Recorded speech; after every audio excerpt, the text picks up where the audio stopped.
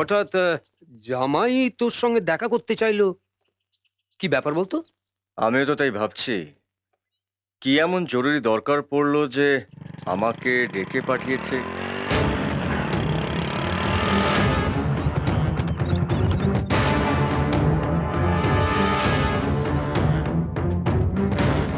তুমি এখানে একটু দাঁড়াও, আমি দেখছি। হুম।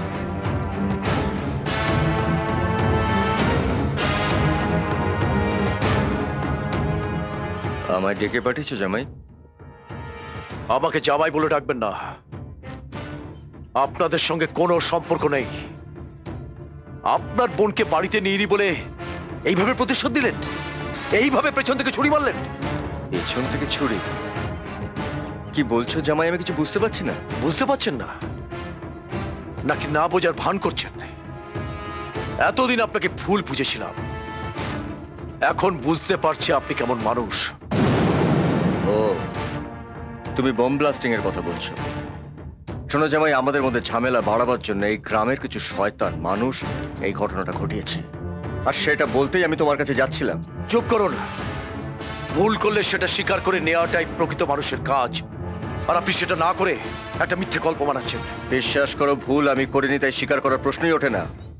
বম ব্লাস্টিং এর দিন আপনি গ্রামে আসেননি? কি হলো, চুপ করে আছেন কেন? বলুন আসেননি।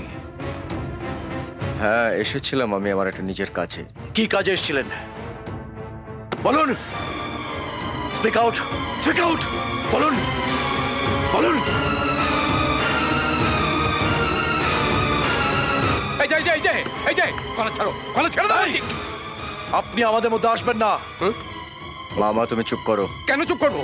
কেন চুপ করবো? তোর জামার কলা ধরে টানাটানি করছে আর আমি চুপ করে দাঁড়িয়ে থাকবো? মামা আমি বলছি তুমি চুপ করো।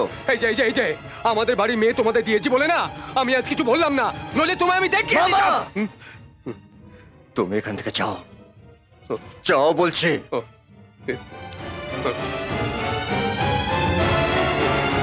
কলার থেকে হাতটা নামাও। জীবনে এই প্রথমবার কেউ আমার কলারে হাত দিয়েছে, আর আমি চুপ করে আছি তার কারণ, যে আমার কলারে হাত দিয়েছে সে আমার বোনের স্বামী। হাতটা নামাও, হাতটা নামাও। আপনি আমার স্ত্রীর দাদা বলে আমি ছেড়ে দিলাম, কিন্তু ব্যাপারটা এখানে থেমে থাকবে না। আর কথাটা যদি মিথ্যে হয়, চলি।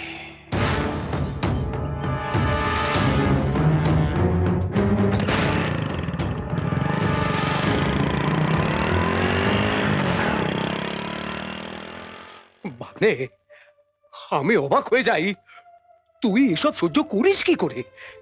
এত বড় একটা অপমান অনেক সময় অনেক কিছু মুখ বুজে সহ্য করতে হয় মামা। আবার ভগ্নিপতি আমাকে অপমান করেছে, সেটা আমি দুঃস্বপ্ন ভেবে ভুলে যাব।